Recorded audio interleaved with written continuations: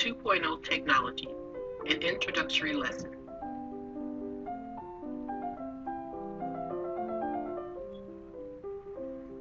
At the end of this lesson, you will be able to distinguish between Web 2.0 technologies and Web 1.0 technologies, and understand why Web 2.0 is beneficial to the development of social networking and online collaboration.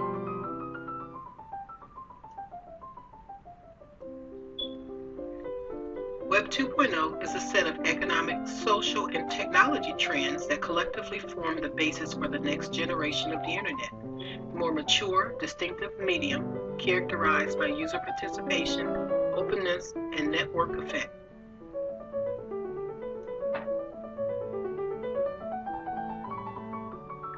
Web 2.0 is the next generation, user-driven, intelligent web which consists of a broad range of new online services, software as a service, user-generated content, communities, and social networking tools. Listed below are some icons that you may be familiar with that are Web 2.0 driven. You can also visit the site indicated below at the bottom of the screen for many others.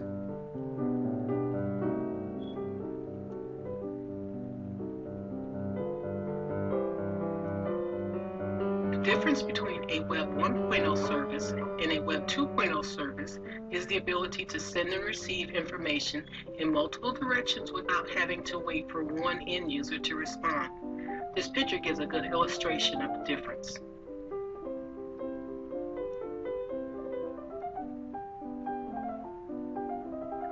Here is a chart also showing the comparison of Web 1.0 and Web 2.0 services.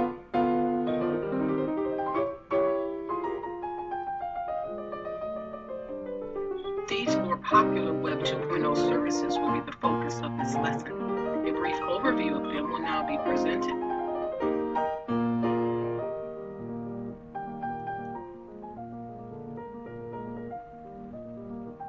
Blogs, also known as weblogs or blogging, refers to a simple web page of paragraphs of opinions or information called posts. They are seen as weighted conversations between a primary author and a group of secondary contributors communicating to an unlimited number of readers. They enable individuals to write to their web pages in journalism time. Each post is tagged with a keyword or two. Other types of blogs include photo blogs, video blogs, vlogs, or mobile blogging.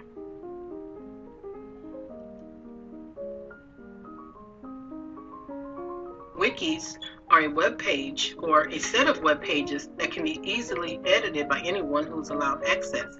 Unlike blogs, wikis generally have a history function which allows previous versions to be examined. It also has a rollback function that restores previous versions. Wikis are good for group working because of the easy use of the tools and extreme flexibility and open access. They are bad in a sense because of its level of open access, for they can be victims of malicious editing and vandalism. However, these acts of vandalism can be rectified quickly.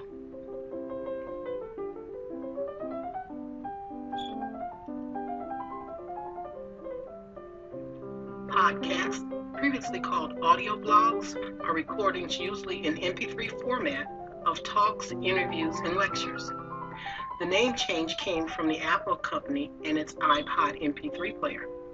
Many thought that because of the name change given to it by Apple, that it could only be used on Apple-made products, but they can be played on many MP3 players or PCs.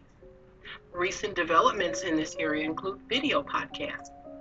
Podcasts in general are made by creating an MP3 format audio file. Through the process known as enclosure, a URL link is added to the audio file and it is uploaded to a host server.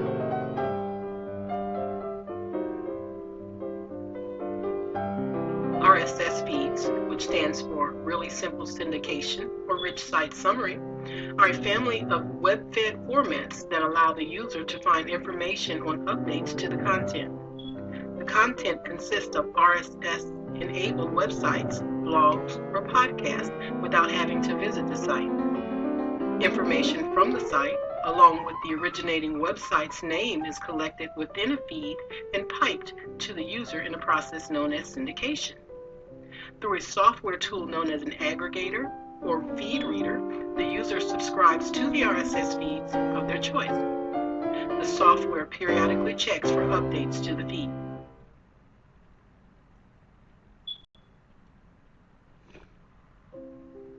To summarize what we have learned, Web 2.0 makes it easy for web services to be provided to the user. It allows for content to be remixed, looking at the when and what content consists of as opposed to who sent it and why. It increases navigation use, allowing the user to be in control.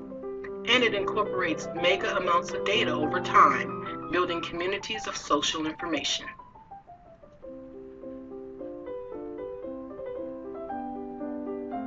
Have fun with Web 2.0.